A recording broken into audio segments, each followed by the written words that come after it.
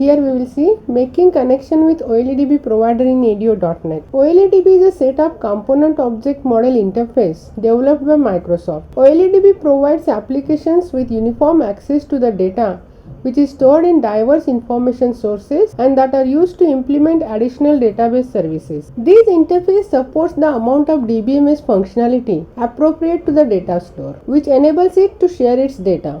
ADO object model is used programmatically for accessing, editing and updating a wide variety of data sources through OleDb system interface. OleDb provider acts as a thin layer that connects the application to the database without adding any unnecessary overhead, such as converting from OleDb compatible data types to native SQL Server data types and vice versa when communicating between the client and the server. The .NET Framework OleDb data provider is located in the system.data.oledb namespace. We can include this namespace in our C# application by using the syntax using system.data.oledb. This class encapsulates the connection to the OleDb data source. Applications that need to use OleDb provider to connect to the data source should use this class because not all the data sources will have managed .NET data providers. When the .NET Framework is shipped by the Microsoft, it provides managed data providers for some popular DBMS like MS Access. The data providers for the DBMS will be developed by the respective vendors. The OleDb provider makes it easier for the applications to be migrated to ADO.NET. All the features of the ADO.NET can be readily used in the applications without having to depend on the availability of a managed .NET data provider. Connection string for OleDb provider is provider equal to OleDb provider and data source equal to your data source